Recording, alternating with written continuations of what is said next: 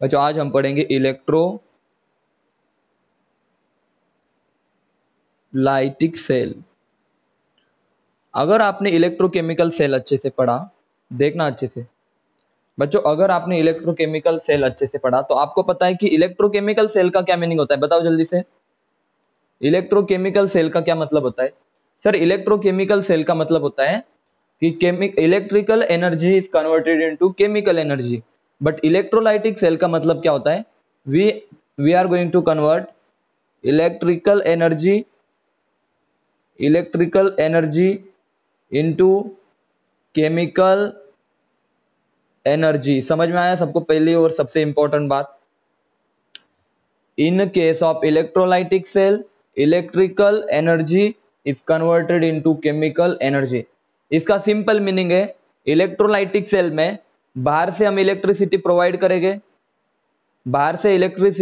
करेंगे और उसके थ्रू हमारी केमिकल रिएक्शन प्रोसीड होंगी।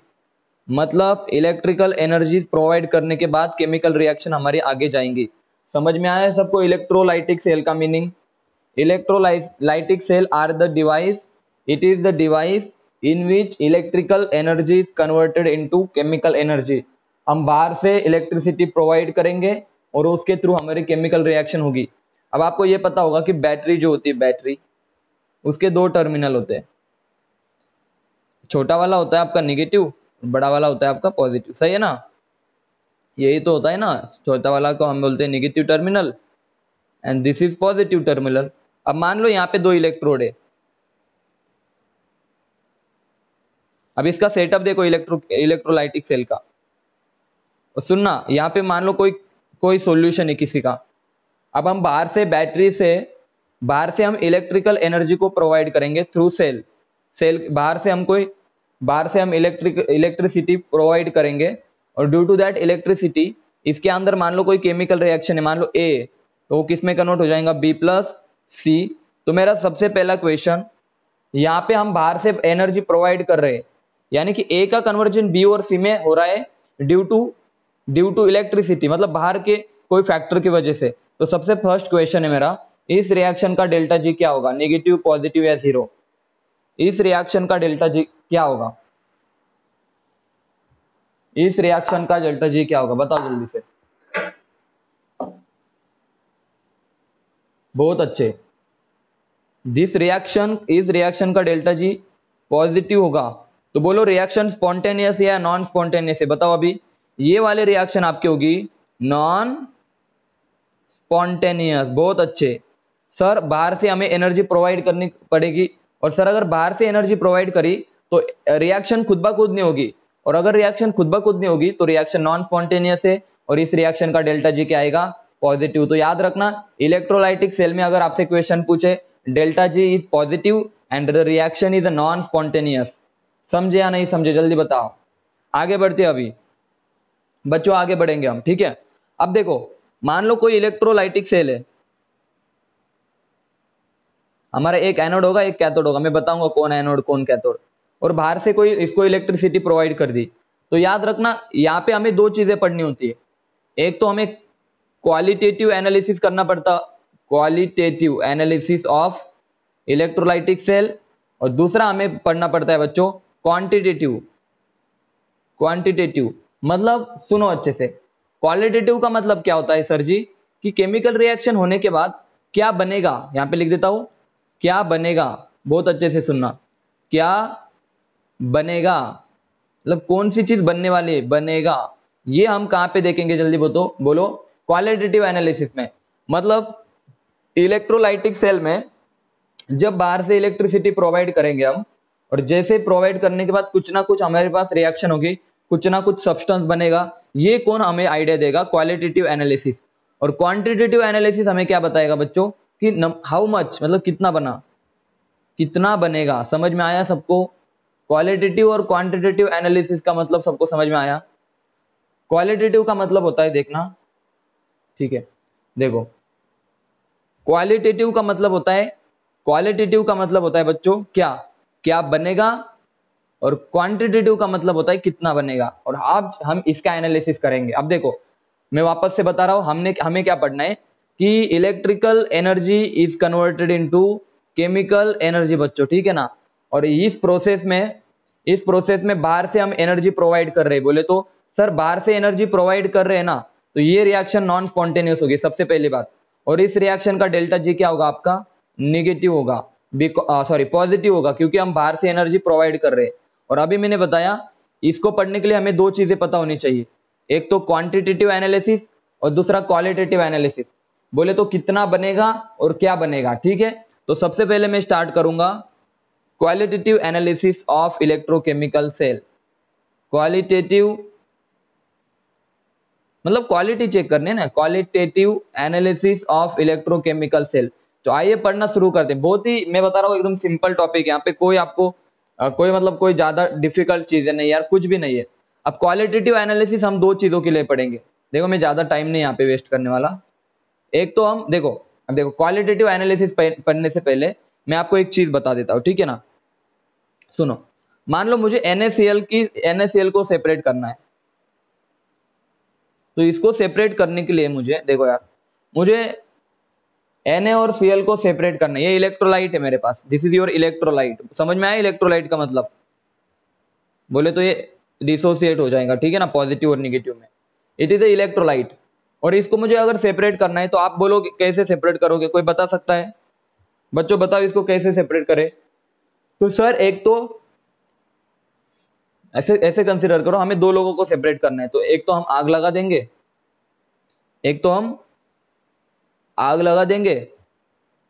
या तो हम पानी फेर देंगे। ऐसे होता है ना कुछ तो भी। मतलब अगर NaCl को मुझे सेपरेट करना है तो या तो मैं इसको हीट करूंगा ज्यादा से ज्यादा, और हीट करने के बाद इट इज मोल्ट, यानी कि मोल्टन हो जाएगा, मतलब पिघल जाएगा, मोल्टन NaCl। यहां पर भी Na अलग हो जाएगा और Cl अलग हो जाएगा आग लगाने के बाद। या फिर इसके ऊपर मैं पानी फेर दूंगा, इन दोनों के ऊपर। तो पानी डालने के बाद आपको पता है एक्वियस NaCl, इसका मतलब होता है Na प्लस और Cl माइनस अलग वाटर के प्रेजेंस में। आपको हाइड्रेशन वगैरह पढ़ा रखा है मैंने। जल्दी बताओ NaCl हम दो तरह से सेपरेट करेंगे, मैसेज करके बताओ, क्लियर है सबको? या तो उसका एक्वियस सॉल्यूशन लेंगे हम, या तो हम मोल्टन सॉल्यूशन लेंगे NaCl का, ठीक है ना। अब देखो हम एक एक की बात करेंगे। मान लो मेरे पास मोल्टन सॉल्यूशन है, मेरे पास इलेक्ट्रोलाइटिक सेल है, देखना अच्छे से।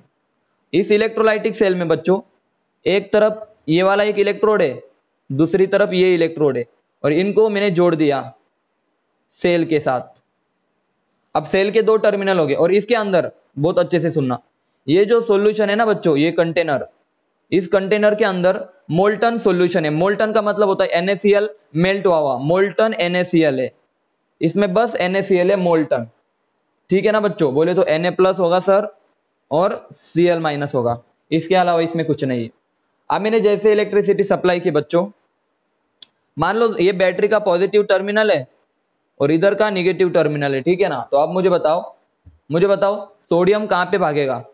सोडियम को इलेक्ट्रॉन चाहिए बच्चों, सोडियम को चाहिए इलेक्ट्रॉन। तो सोडियम किस टर्मिनल की तरफ भागेगा, पॉजिटिव टर्मिनल या निगेटिव टर्मिनल? सोडियम निगेटिव की तरफ भागेगा सर जी। और सोडियम इलेक्ट्रॉन लेगा यहां से, और जहां पे इलेक्ट्रॉन का लेना होता है उसी को हम क्या बोलते हैं, gain of electron is called as reduction. और जहां पे रिडक्शन होता है उसको हम क्या बोलते हैं, कैथोड। समझ में आया? तो ये आपका कैथोड हो गया। मैसेज करके बताओ समझ में आया सबको? और ये बन गया सोडियम, जो कि बनेगा सॉलिड। मैसेज करो ये कैथोड की रिएक्शन सबको समझ में आई? मैसेज करके बताओ। देखो मैंने बताया सोडियम भागेगा जहां पे इलेक्ट्रॉन है, और इलेक्ट्रॉन कहां पे होगे, जहां पे निगेटिव टर्मिनल होगा, और निगेटिव टर्मिनल पे इलेक्ट्रॉन होगे, यानी कि ये सोडियम इलेक्ट्रॉन लेगा। बोले तो gain of electron is known as reduction, और रिडक्शन कहां पे होगा, कैथोड पे होगा। और यहाँ पे येलो कलर की लेयर बन जाएंगी, इस यहाँ पे येलो कलर का सोडियम आ जाएगा, कैथोड पे सोडियम सॉलिड बन जाएगा, ठीक है ना, येलो कलर का ये वाला। दूसरी इंपॉर्टेंट बात, अब क्लोरीन क्या करेगा बताओ जल्दी। क्लोरीन को इलेक्ट्रॉन लूज करने हैं, तो इलेक्ट्रॉन कहां पे लूज करेगा बोलो जल्दी, पॉजिटिव टर्मिनल पे करेगा। हमें मिलेगा 1/2 Cl2 प्लस 1 इलेक्ट्रॉन। एंड ये कहां पे हो रहा है रिएक्शन, एनोड पे रिएक्शन हो रही है। सबको बताओ जल्दी से, एनोड और कैथोड की रिएक्शन समझ में आई? और एनोड पे कौन सा गैस बना, एनोड पे बना क्लोरीन गैस। और येलो कलर का, ग्रीन कलर का मैं लिख देता हूं, यहाँ पे ग्रीन कलर के बबल आ जाएंगे इस तरफ, जो हो गए क्लोरीन गैस के, क्लोरीन गैस के बबल हो गए। समझ में आया? मोल्टन NaCl की रिएक्शन समझ में आई सबको? अगर मैं देखो क्या हो रहा है, सॉल्यूशन में NaCl था और हमने बाहर से इलेक्ट्रिसिटी प्रोवाइड की और NaCl को मैंने सेपरेट कर दिया। यही तो पढ़ा हमने, इलेक्ट्रोलाइसिस। इलेक्ट्रोलाइसिस बोले तो इलेक्ट्रिसिटी का यूज करके किसी चीज को तोड़ना, दैट इज इलेक्ट्रोलाइटिक। समझ में आया सबको? That is non spontaneous reaction. क्या आपको मोल्टन NaCl की रिएक्शन समझ में आई? एनोड पे क्या बनेगा? एनोड पे बनेगा क्लोरीन गैस, कैथोड पे बनेगा सोडियम सॉलिड। ये था क्वालिटेटिव, मतलब ये क्वालिटी हमने देखा कि क्या बनेगा, कितना ने अभी तक हमने बस इतना पढ़ा कि कितना सोडियम, सॉरी क्या बनेगा, सोडियम बनेगा कैथोड पे। एनोड पे क्या बनेगा? क्लोरीन बनेगा। अभी इसका कितना बनेगा वो तो हम देखने वाले हैं। समझ में आया सबको? अब मैं दूसरा केस, केस नंबर 2 बच्चों, केस नंबर 2 एक्वियस NaCl की बात करते हैं। अभी एक्वियस NaCl का मतलब होता है सर, NaCl के साथ क्या प्रेजेंट है? पानी प्रेजेंट है। सिंपल है। तो अब इसकी बातें करते हैं, चलो इसको हम डिप कर देंगे। सुनना अच्छे से। इसके मुझे एक बात बताओ, इसके पहले का सबको समझ में आया? मैसेज करके बताओ, इसके पहले का केस सबको समझ में आया? जल्दी से बता दो। इसके पहले वाला केस सबको समझ में आया? किसका ऑक्सीडेशन, किसका रिडक्शन, कहां पे कौन सी गैस बनेगी? ठीक है ना बच्चों? बहुत अच्छे। अब मजे की चीज सुनो। अब सेल नंबर 2 की बात मैं कर लेता हूं। मान लो मेरे पास केस नंबर 2 है। सेम केस, मैंने यहाँ पे पॉजिटिव टर्मिनल, यहाँ पे निगेटिव टर्मिनल। तो जो पॉजिटिव, अब ये इसको रटना मत भाई, किस पे? मैंने पहले बताया था, इलेक्ट्रोकेमिकल में हमारा एनोड कौन सा था? जल्दी बताओ। निगेटिव था। लेकिन इलेक्ट्रोलाइटिक सेल में एनोड हमारा कौन सा है? बताओ जल्दी। पॉजिटिव है। तो ये रटने की कोई जरूरत नहीं है, ठीक है ना? मैं तो कंसेप्चुअली बता रहा हूं आपको, ऑक्सीडेशन कहां पे होगा, रिडक्शन कहां पे होगा, ठीक है ना बच्चों? इलेक्ट्रोकेमिकल सेल में हमारा एनोड पे नेगेटिव चार्ज था, लेकिन इलेक्ट्रोलाइटिक सेल में एनोड पे पॉजिटिव चार्ज है, ठीक है ना? तो कभी भी आपसे कोई क्वेश्चन पूछे किस पे कौन सा चार्ज होगा, तो ऑलवेज रिमेंबर, जब वो इलेक्ट्रोकेमिकल सेल पूछेंगे तब आप एनोड पे नेगेटिव बता देना, और जब वो इलेक्ट्रोलाइटिक पूछेंगे तब एनोड पे क्या बता देना? पॉजिटिव। वो प्रोसेस पे डिपेंड करता है, ठीक है ना बच्चों? अब देखो इसमें मैंने क्या ऐड किया, इसमें मैंने एक्वियस NaCl ऐड किया, एक्वियस NaCl। तो सबसे पहले मुझे बताओ, मुझे एक बात बताओ, सोडियम जो है हमारा, यहाँ पे देखो सोडियम है एट कैथोड। कैथोड की बात कर लेता हूँ, कैथोड की बच्चों अच्छे से देखना। सोडियम जो है हमारा वो क्या करेगा, बोलो जल्दी। सोडियम आपका एक इलेक्ट्रॉन ले लेगा और किस में चला जाएगा? NS सॉलिड में चला जाएगा, कैथोड की रिएक्शन।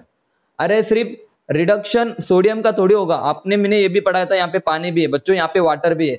तो ऐसा भी तो हो सकता है ना, वाटर एक इलेक्ट्रॉन लेगा, सही है ना? इसका भी तो रिडक्शन हो सकता है। समझ में आ रहा है सबको?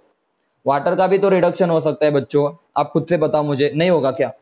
पानी भी तो प्रेजेंट है। पहले तो सिर्फ NaCl था, मोल्टन के केस में NaCl था, लेकिन एक्वियस के केस में सोडियम के NaCl के साथ पानी भी, तो पानी का भी रिडक्शन होगा। तो बोलो पानी में कौन इलेक्ट्रॉन लेगा? तो आपको पता है सर, H+ और OH- होता है। तो इलेक्ट्रॉन कौन लेगा? H+ इलेक्ट्रॉन लेगा, और आपके पास कौन सी गैस बाहर निकल जाएंगी? H2 gas. समझे या नहीं समझे? H2 गैस प्लस, देखना अच्छे से, OH- बनेगा, OH- बनेगा। बोलो भाई क्लियर है सबको? H2 गैस प्लस OH- बनेगा, H2 गैस प्लस OH- बनेगा। इसको बैलेंस करते, बैलेंस कर लो इसको, देखो इसको बैलेंस कर लेते। यहाँ पे दो देखो, 2H2O, 2 इलेक्ट्रॉन, H यहाँ पे 2 लिख देता हूँ, ठीक है? बैलेंस भी हो गई हमारी, इसको भी लिख सकते हो। तो आपने अभी तक ये वाली रिएक्शन पढ़ी होगी, reduction of water. Reduction of water समझ में आया? This is known as reduction of water.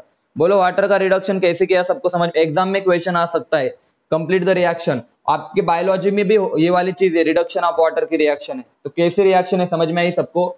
चलो आगे बढ़ते, अभी बच्चों आगे बढ़ते। ये थी कैथोड पे रिएक्शन, लेकिन आपका क्वेश्चन है सर इन दोनों में से कौन सी रिएक्शन होगी? तो कोई बता सकता है कौन सी रिएक्शन होगी? थोड़ा लॉजिकल एक्सप्लेनेशन दो, ठीक है ना? दोनों में से कौन सी रिएक्शन होगी, क्योंकि दोनों भी रिडक्शन हो रहा है, तो दोनों में से ज्यादा रिएक्शन कौन सी होगी? आप थोड़ा सा सोच के बताओ। मैं वैल्यू भी लिख देता हूं, ठीक है ना बच्चों? मैं वैल्यू भी लिख देता हूं, देखना सुनना अच्छे से। मैं वैल्यू लिख देता हूं, यहाँ पे मेरे पास वैल्यू है क्या?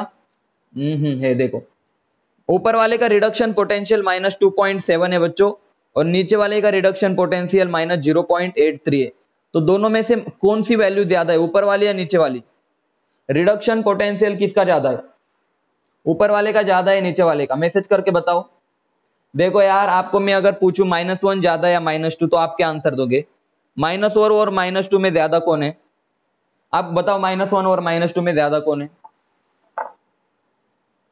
यार -2 कैसे ज्यादा हो सकता है रे? -1 ज्यादा होता है ना, नंबर लाइन पढ़ी क्या कभी? ये देखो 0 -1, हाँ तो -1 ज्यादा है, तो इन दोनों में कौन ज्यादा है? इन दोनों में कौन ज्यादा है बताओ अभी? इन दोनों में इन दोनों में कौन ज्यादा है? अरे देखो यार, नेगेटिव जितना कम ना उतनी वैल्यू ज्यादा होती है। एक मिनट रुक जाओ, अब मैं तुम्हें, मुझे पहले ना मेरे एक एक क्वेश्चन का आंसर दो। सबसे पहले मुझे बताओ, -10 और -100 में से ज्यादा कौन होता है? -10 ज्यादा होता है ना, ये तो समझते हो ना आप? तो अब इन दोनों में बताओ ज्यादा कौन है? इन दोनों में कौन ज्यादा है? -0.83 ज्यादा है ना, -0.83, ये 2 पॉइंट है, तो ये वाला ज्यादा है। हाँ, तो अगर ये वाला ज्यादा है तो रिडक्शन पोटेंशियल वाटर का ज्यादा या सोडियम का? बताओ जल्दी से, रिडक्शन पोटेंशियल वाटर का ज्यादा या सोडियम का? तो आप बोलोगे सर वाटर का रिडक्शन पोटेंशियल ज्यादा है तो कैथोड पे नीचे वाली रिएक्शन होगी, ऊपर वाली रिएक्शन नहीं होगी। समझ में आया सबको? सबसे पहली बात, एक्वियस NaCl के केस में, यही तो क्वेश्चन था, फिर सबको नहीं आता था। एक्वियस NaCl के केस में वाटर का होगा रिडक्शन एट कैथोड, ये वाला क्वेश्चन था। ऊपर वाला आपने लिखा नहीं लिखा कोई फर्क नहीं पड़ता। बोलो जल्दी, क्लियर है सबको? इसका रिडक्शन पोटेंशियल ज्यादा है 0.83। बोलो, कैथोड की रिएक्शन सबको समझ में आई? मैसेज करो बच्चों, कैथोड की रिएक्शन सबको समझ में आई? क्या होगी क्या नहीं? चलो अच्छी बात है, सबको क्लियर है कैथोड की रिएक्शन। आइए बच्चों एनोड की तरफ चलते। अब एनोड पे क्या होगा देखो, एट एनोड, तो एनोड पे दो चीजें होगी सर। सर क्लोरीन का ऑक्सीडेशन होगा और क्या बनेगा? Half Cl2+। ये भी हो सकता है सर, या सर ऐसा भी तो हो सकता है सर H2O का ऑक्सीडेशन हो। तो आपको पता है H2O का ऑक्सीडेशन कैसे होगा? तो मैं बता रहा हूं, देखो हमारे पास H+ होते हैं, दो H+ होते हैं और H+ के साथ होता है OH-। दो H+, ऐसे भी लिख सकता हूं ना वाटर को, H+ और O2-। बताओ जल्दी, वाटर को मैं ऐसे लिख सकता हूं क्या? दो H+ और O2-। बोलो जल्दी, मैसेज करो रे बच्चों, हाँ या ना? क्लियरली बताओ, ऐसे लिख सकता हूं मैं? अरे H+, दो H+ और O-। अरे बोलो जल्दी, इसको इस तरह से लिख सकता हूं मैं, वाटर को मैं लिख सकता हूं। अब हमें एनोड पे ऑक्सीडेशन करना है। हम ऊपर वाली रिएक्शन तो बहुत अच्छी तरह से जानते हैं, लेकिन हमें पता है वाटर का ऑक्सीडेशन होगा तो कौन सी गैस बाहर निकलेंगी? वाटर, O2 गैस, और दो H+ प्लस 2H+। समझे या नहीं समझे? अब इसको बैलेंस कर लो आप, दो दो, अब बैलेंस हो गई। बोलो जल्दी, this is the oxidation of water. Message करके बताओ, ऑक्सीडेशन ऑफ वाटर समझ में आया सबको?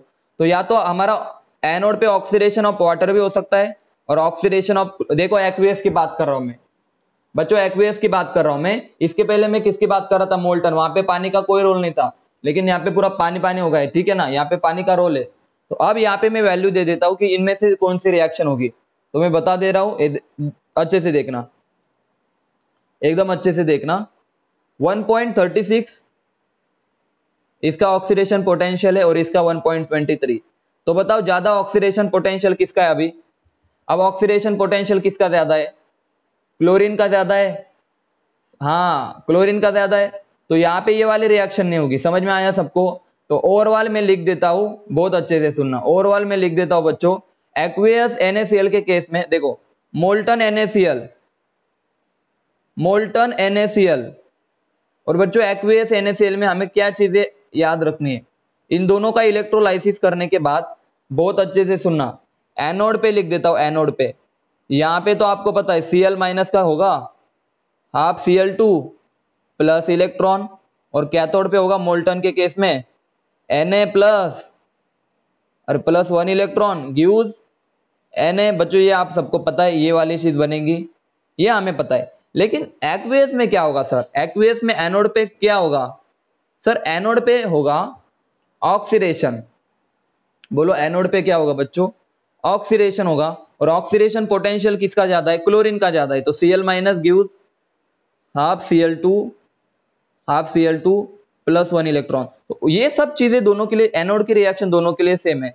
लेकिन बच्चों कैथोड में याद रखना, यहाँ पे रिडक्शन होगा वाटर का, that is H2O+, 1 electron gives, बोलो जल्दी, H2 gas plus OH minus. बोलो भाई क्लियर है सबको? मैसेज करके बताओ। एक्वियस NaCl और मोल्टन NaCl दोनों का डिफरेंस समझ में आया सबको? बोलो मैसेज करके, क्या सबको क्लियर है? अच्छे से क्लियर है? अच्छी बात है। देखो अब आपको क्वेश्चन आता है कि मोल्टन NaCl में कैथोड पे कौन बनेगा? सोडियम गैस, सोडियम सॉलिड बनेगा। मोल्टन NaCl में एनोड में कौन बनेगा? क्लोरीन गैस बनेगा। एक्वियस NaCl में कैथोड पे कौन सा गैस बनेगा? Hydrogen gas. समझे या नहीं समझे डिफरेंस? इधर सोडियम बनता है, इधर हाइड्रोजन बनता है। एनोड में क्या बनेगा? क्लोरीन गैस, येलो कलर की chlorine gas. Now this is difference between electrolysis of aqueous NaCl और, लेकिन अगर मैं आपसे पूछूं NaCl और H2O कौन सी रिएक्शन होगी यहां पे? आपने कभी सुना है NaCl और वाटर की कभी ऐसे प्रोडक्ट? बताओ यहां पे क्या प्रोडक्ट बनेगा? यहां पे क्या प्रोडक्ट बनेगा? बताओ जल्दी। देखो यार, अगर आपने ऐसा सोचा ना तो ये गलत है थोड़ा सा। देखना मैं बोलता हूं क्यों गलत, क्यों है पता है? NaOH क्यों नहीं बनता? आपने कभी नमक पानी में डाल के देखो, कभी बनेगा क्या NaOH? नहीं बनेगा ना, वरना तो आप NaOH सब बेसिक हो जाता ना। तो ये हाइड्रोलिसिस, हाइड्रेशन होता है सिर्फ, ठीक है ना, बस एक दूसरे से दूर हो जाते। लेकिन बच्चों याद रखना, अगर मैं इसका इलेक्ट्रोलाइसिस करवा दूं, तो इलेक्ट्रोलाइसिस में अभी आपने पढ़ा कि सर Na+ भी बनेगा, ये तो पूरे दूर हो जाते हैं एक दूसरे से, और यहाँ पे OH माइनस भी है और H+ भी। इलेक्ट्रोलाइसिस के बाद बहुत अच्छे से सुनना, इलेक्ट्रोलाइसिस, विदाउट इलेक्ट्रोलाइसिस ये कुछ पॉसिबल नहीं है। विदाउट इलेक्ट्रोलाइसिस हम NaOH नहीं बना सकते, लेकिन इलेक्ट्रोलाइसिस के बाद हाँ डेफिनेटली हम बोल सकते हैं सर Na+ भी था तो NaOH बन सकता है। और क्या बनेगा बताओ जल्दी? हाइड्रोजन गैस बनेगी सर। अब सुनो, हाइड्रोजन गैस भी बनेगी एक तरफ, बहुत अच्छे से सुनना। NaCl और वाटर का अगर मैं इलेक्ट्रोलाइसिस कर दूं तो NaOH भी बनेगा। हाइड्रोजन गैस कहां पे बनेगी? एट कैथोड पे बनेगी। और उसके बाद एक और गैस बनेगी, दैट इज क्लोरीन गैस बनेगी। और क्या ये क्या पे बनेगी जल्दी बताओ? एनोड में बनेगी। और जो NaOH सॉल्यूशन में बनेगा। तो अब मुझे बताओ, जब हमने NaCl और H2O का इलेक्ट्रोलाइसिस किया तो pH क्या हो जाएगा? जल्दी बताओ। pH आपका बढ़ेगा या कम होगा? मैसेज करके बताओ। pH आपका क्या होगा? बेसिक हो जाएगा, बोले तो 7 से ज्यादा। तो pH हो जाएगा इंक्रीज। जैसे जैसे रिएक्शन आगे बढ़ेंगी आपका सॉल्यूशन का pH बढ़ जाएगा। भाई खतरनाक बातें समझ में आई आपको? NaCl और वाटर कभी रिएक्शन नहीं करेंगे, लेकिन इलेक्ट्रोलिसिस करने के बाद वहां पे NaOH भी बनेगा, हाइड्रोजन गैस एट कैथोड आणि क्लोरीन गैस एट एनोड। बोलो भाई क्लियर है सबको? मैसेज करो जल्दी। एक्वियस NaCl की बातें समझ में आई सबको? बहुत अच्छे से, बहुत ही ज्यादा अच्छे से मैसेज करके बताओ रे। चलो ठीक है ना, this is all about to quantity qualitative. हमने क्वालिटी पहचान ली कि NaCl मोल्टन रहा तो क्या बनेगा और NaCl एक्वियस रहा तो क्या बनेगा। लेकिन आइए थोड़ा सा पढ़ते हैं। क्या पढ़ेंगे अभी? आज हम पढ़ेंगे क्वांटिटेटिव एनालिसिस, जो कि बहुत इंपॉर्टेंट है। क्वांटिटेटिव एनालिसिस भाई अच्छे से सुनना। एनालिसिस किसका बच्चों? क्वांटिटेटिव एनालिसिस पढ़ेंगे हम। मतलब कितना क्लोरीन बनेगा, कितना सोडियम बनेगा। समझ में आ रहा है ना अभी क्या पढ़ने वाले हम? इसके पहले हमने ये पढ़ा था कौन बनेगा, सोडियम बनेगा, क्लोरीन बनेगा। लेकिन आज हम पढ़ेंगे वॉल्यूम कितना बनेगा। मतलब यहां पे लिख देता हूं, या सिंपल कितने मोल्स ऑफ गैस बनेंगे, या उनका मास कितना होगा, और गैस रहा तो उसका वॉल्यूम कितना बनेगा। समझ में आया क्वांटिटेटिव एनालिसिस का मतलब? मैसेज करके बताओ। क्वांटिटेटिव एनालिसिस का मतलब सबको समझ में आ रहा है? कितना सोडियम बनेगा, कितना क्लोरीन बनेगा, कितना बनेगा। समझ में आया सबको? अब देखो मैं आपसे, अब मैं शुरू करता हूं, ठीक है ना। क्वांटिटेटिव एनालिसिस, सबसे पहली बात बच्चों, सबसे पहली और इंपॉर्टेंट बात, मुझे एक बात बताओ। मान लो मेरे पास एक इलेक्ट्रोलाइटिक सेल है, चलो ठीक है ना। और बच्चों यहां पे मान लो 2 इलेक्ट्रोड है, ये वाले 2 इलेक्ट्रोड है, और मैंने बाहर से एनर्जी प्रोवाइड की। तो मुझे बताओ, मुझे ज्यादा से ज्यादा सब्सटेंस कब डिपॉजिट होगा यहाँ पे? ज्यादा से ज्यादा सब्सटेंस कब बनेगा? मतलब आप समझ रहे हो ना कि ज्यादा से ज्यादा क्लोरीन कब बनेगा, ज्यादा से ज्यादा सोडियम कब बनेगा? आप मैसेज करके बताओ कि सर ज्यादा से ज्यादा सोडियम ज्यादा से ज्यादा क्लोरीन कब बनेगा, कोई मैसेज करके बता सकते हो?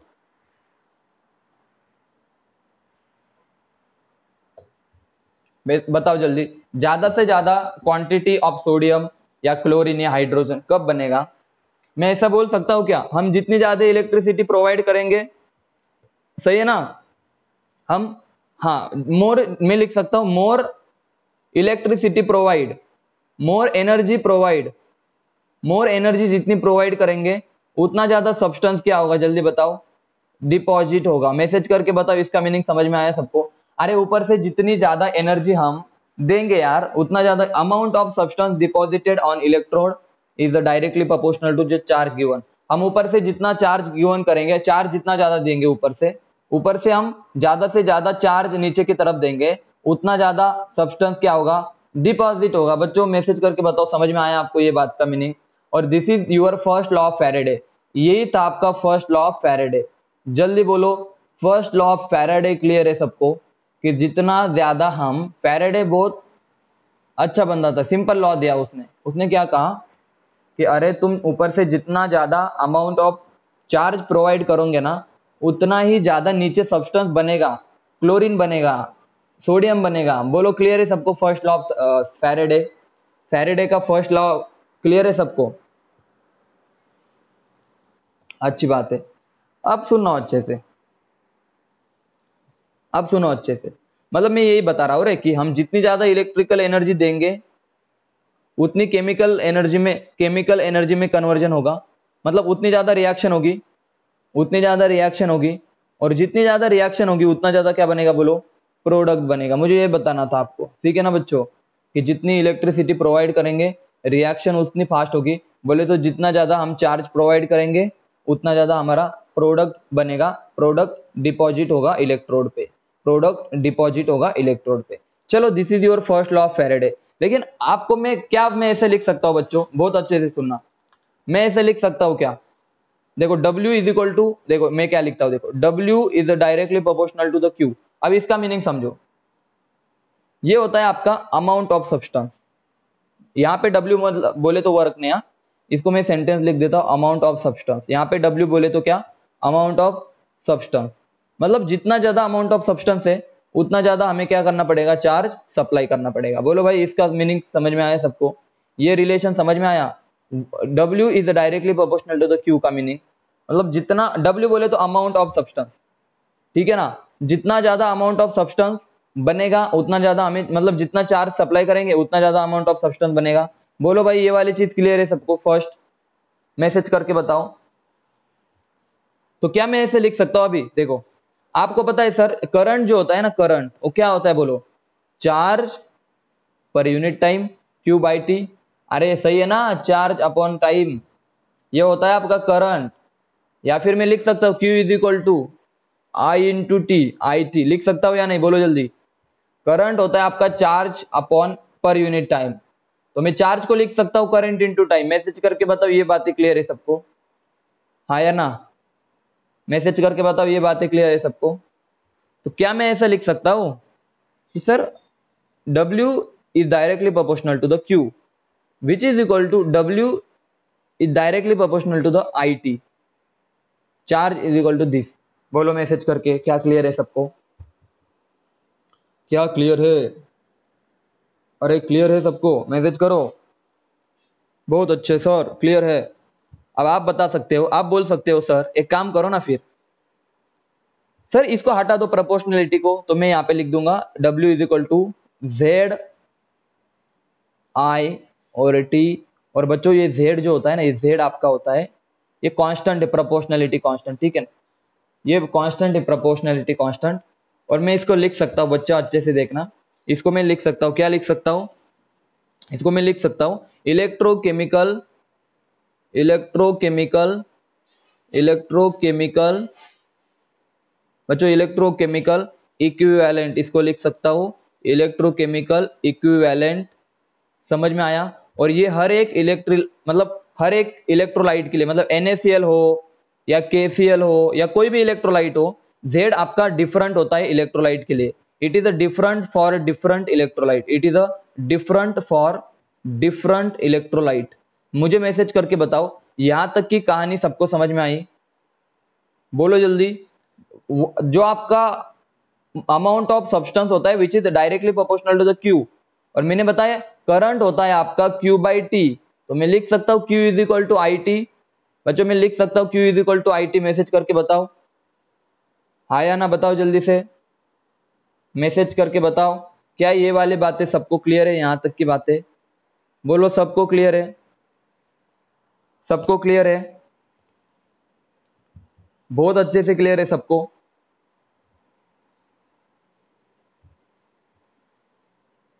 मैसेज करके बताओ, यहां तक की बातें सबको क्लियर है? W is equal to ZIT. This W is not work, it is a okay very good, yes sir clear है।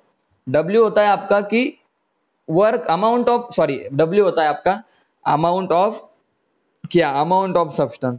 आगे बढ़े, चलो आगे बढ़ते हैं बच्चों। एक काम की बात सुनो अभी, अब मैं आपको कुछ फॉर्मूला बता दे रहा हूं, ठीक है ना। आपको एक फॉर्मूला बता रहा हूं मैं बच्चों। Z जो होता है ना, Z की बात करते हैं हम। देखो बच्चों Z की बात करते हैं, Z जो होता है ना आपका, ये इक्विवेलेंट, देखो ये मैंने क्या बोला, इसको हम बोलेंगे इलेक्ट्रोकेमिकल इक्विवेलेंट, इसको हम बोलेंगे इलेक्ट्रोकेमिकल इलेक्ट्रोकेमिकल इलेक्ट्रोकेमिकल इक्विवेलेंट, ठीक है ना, इक्विवेलेंट। अब देखो इसका फॉर्मूला होता है बच्चों, इसको हम लिख सकते हैं इक्विवेलेंट वेट। देखो अच्छे से इसको लिख सकते हैं हम इक्विवेलेंट, कोई नहीं बस सुनते जाओ, आपको फाइनली जो आंसर आएगा उसको याद रखना है। इक्विवेलेंट वेट, इक्विवेलेंट वेट देखना अच्छे से, इक्विवेलेंट वेट डिवाइडेड बाय बच्चों फैराडे। मैं फैराडे का भी मतलब समझाऊंगा आपको, पहले फॉर्मूला को एक बार देख लो।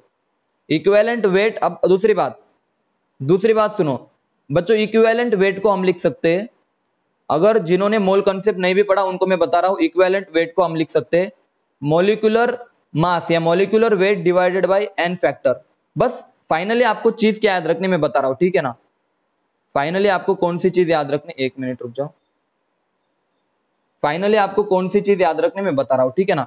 इक्विवेलेंट को हम लिख सकते हैं, इक्विवेलेंट वेट को molecular mass upon n factor. अब फाइनली हमारा फॉर्मूला जो बनता है ना Z का, वो क्या बनता है देखो, Z इज इक्वल टू आता है, बहुत अच्छे से इसको देखो, मॉलिक्यूलर या मोलार मास मैं बताऊंगा आपको, divided by n factor, n factor सबको पता है, एन फैक्टर सारी दुनिया को पता है, इनटू फैराडे। तो सर ये आपका आ गया फॉर्मूला, लेकिन अब आपको क्वेश्चन आते हैं, सर एन फैक्टर तो हमें आता है, एन फैक्टर हमें आता है, मोलार मास भी सर हमें आता है, लेकिन हमारा डाउट कहां पे आता है, सर फैराडे क्या चीज है।